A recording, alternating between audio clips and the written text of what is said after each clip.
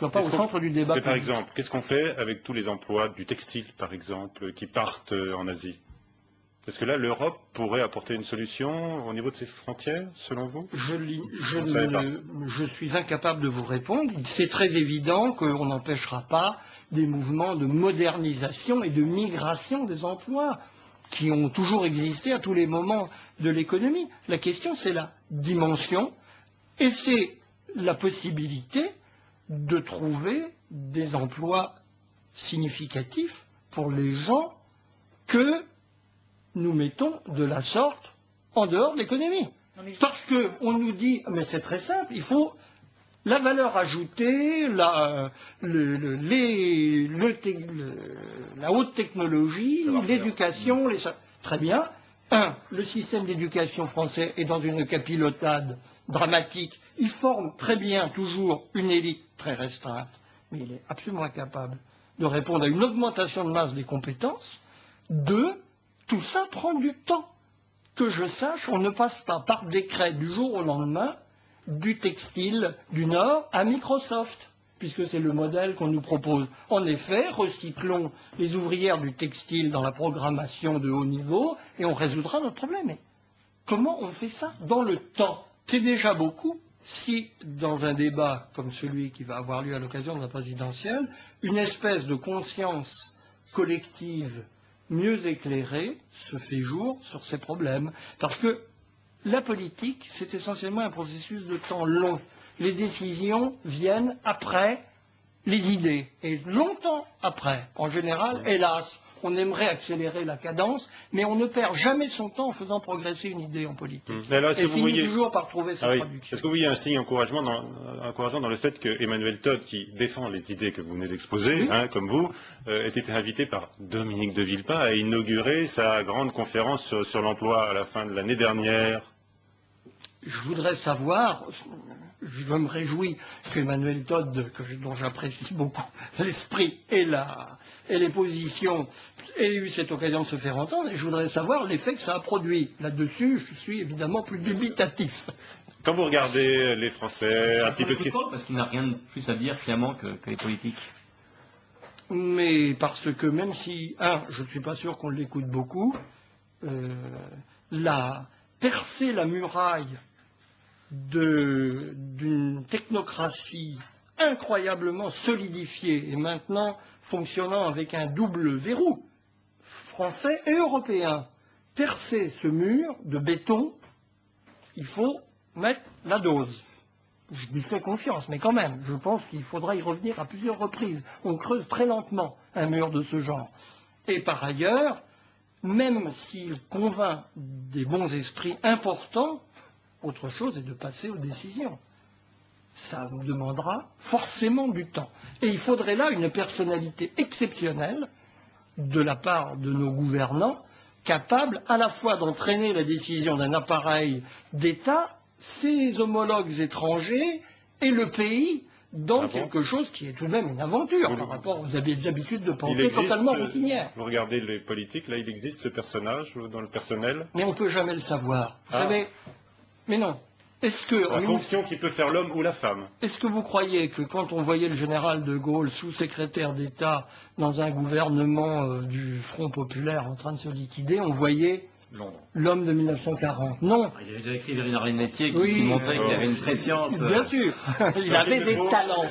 Il ne faut jamais désespérer de la politique. La politique, c'est l'ambition d'abord, la grande ambition. Et à partir du moment où on a une grande ambition, l'opportunité qui permet de donner un contenu à cette ambition. Donc ça ne se décide pas à l'avance. Mais est-ce que les médias n'ont pas tué ça, la grande ambition, si vous voulez? Non. Est-ce que les médias n'ont pas tué cette fonction, cette conception de la politique? Écoutez. Non, je ne crois pas. Je ne crois pas. Je ne crois pas. Optimiste, Marcel Gauchet, aujourd'hui. Non. Heureusement qu'il défend les médias, parce que sinon on les défend pas. Je crois que les médias rendent la vie difficile à ce genre de personnalité. On ne voit pas le général de Gaulle faire son trou dans la politique française aujourd'hui. Disons-le bien. Il l'a fait aussi parce qu'il avait un sens de la communication et des médias exceptionnel. Donc, mais croyez-vous que dans le contexte d'aujourd'hui, ce sens de la communication fonctionnerait. Je ne le vois pas faire dans la proximité, si vous voulez mon avis. Mais, bon, question ouverte, intéressante. Mais dans tous les cas, non. Les grandes ambitions politiques ont, au contraire, un ressort dans le monde des médias. Un certain nombre de gens l'ont montré. L'abominable Tony Blair, le loup-garou des Français, en tout cas de la gauche française. Voilà quelqu'un qui a su jouer admirablement des médias pour se hisser très haut et pouvoir faire beaucoup de choses dans son pays. Simplement. Vous avez parlé de l'opinion, de l'image, de la communication. Il y a un nouveau média qui se développe et qui fait maintenant de la politique, c'est Internet.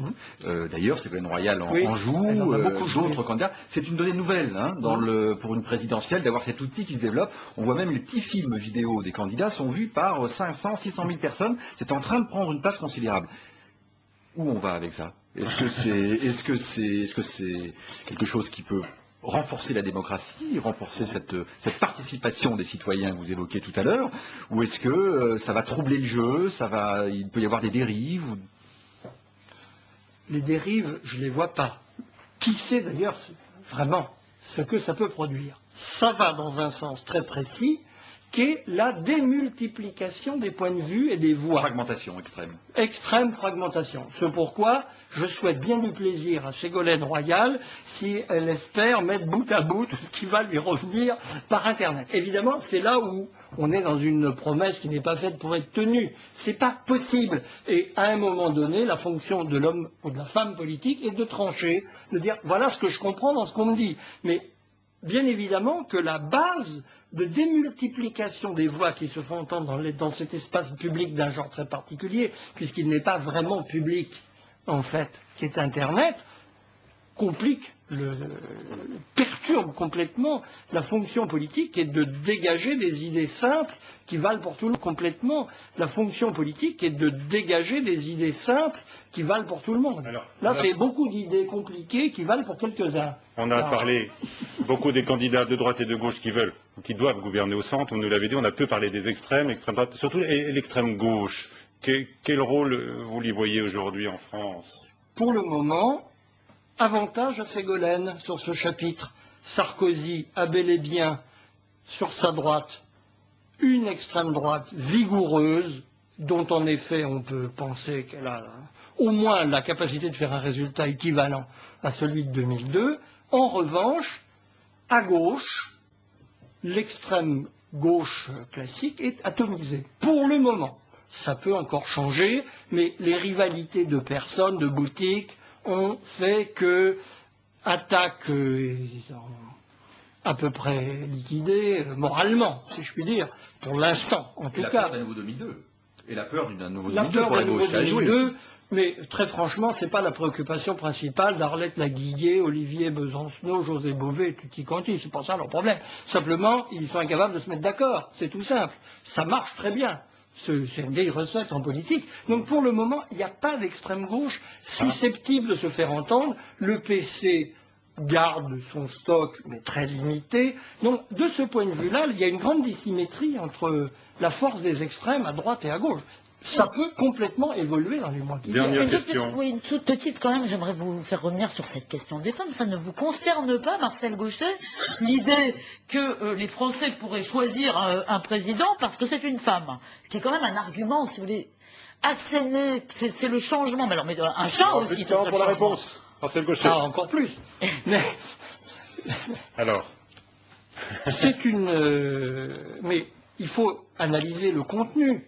Et je ne crois pas que les Français soient stupides au point de penser que, par principe, une femme, ça incarne la différence, puisque jusqu'à présent, il n'y avait que des hommes.